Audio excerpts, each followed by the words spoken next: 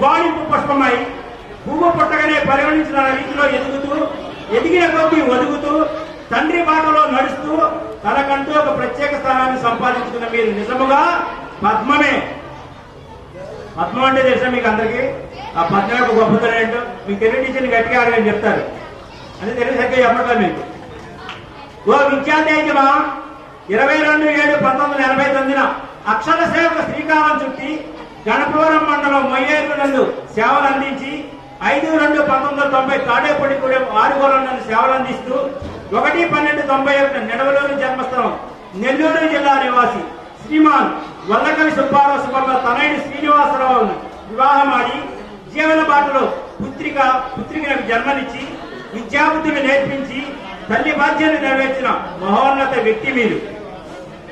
1995 నుంచి 2006 వరకు అగ్రహారం పురపాలక పార్లమెంటరీ స్కూల్ నందు, 2006 నుంచి ఏలూరు గంగానమ్మ పాఠశాల నందు సెకండరీ టీచర్ గా సేవలు అందిస్తూ 2019 నుంచి నేటి వరకు మన కస్తూర్బా బాలికోన్నత పాఠశాల నందు సేవలో స్కూల్ అసిస్టెంట్ SS గా అందిస్తూ విద్యార్థుల మనసును దోచిన అసలైన పద్మమే మీరు.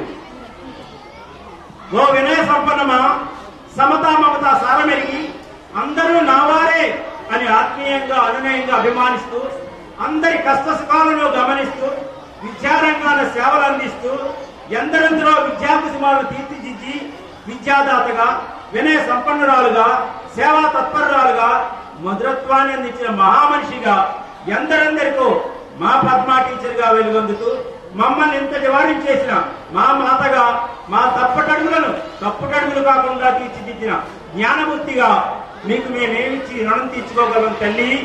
అందుకే చంద్రికో నూలుపోగులాగా మీ శేష జీవితానికి అండగా మేము ఉంటామని తెలియజేస్తూ అమందానంద కందలిత హృదయాల విందాలతో చందన గంధ సుగంధ మందార మకరంద మాధురి సుమిత స్వరాన్విత అక్షర పరిమళమాల మీకోసం అందిస్తున్నాము.